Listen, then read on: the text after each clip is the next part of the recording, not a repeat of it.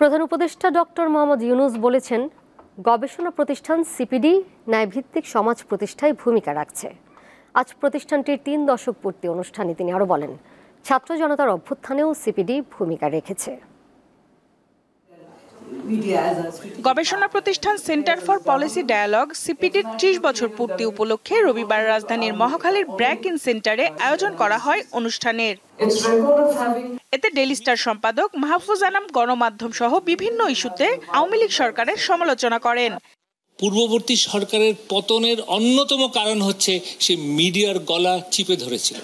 সে যদি মিডিয়ার ফ্রিডম দিত তাহলে অনেক তথ্য তার কাছে ফিরে আসতো। একই রকম মত প্রকাশ করেন বিএনপি স্থায়ী কমিটির সদস্য আমির খসরু মাহমুদ চৌধুরী। পাবলিক স্পেস তো শ্রিঙ্ক করতে করতে এমন জায়গায় আসছে কোনো কথা বলার জায়গা ছিল না।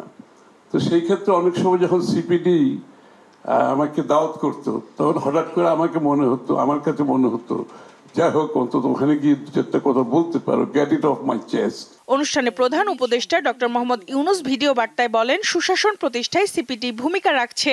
বিগত ৩০ বছর ধরে বিভিন্নমুখী কর্মকাণ্ডের মাধ্যমে দেশের মানুষের কাছে সিপিডি একটি নির্ভরযোগ্য এবং নির্ভীক প্রতিষ্ঠান হিসেবে নিজেদের অবস্থান তৈরি করতে পেরেছে।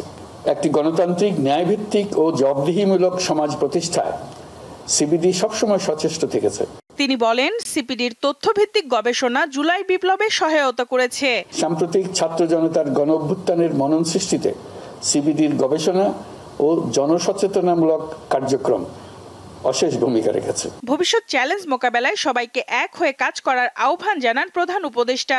সিপিডি অতীতের মতোই বর্তমানে ও আগামীতে তার বুদ্ধিবৃত্তিক অবদান অব্যাহত রাখবে।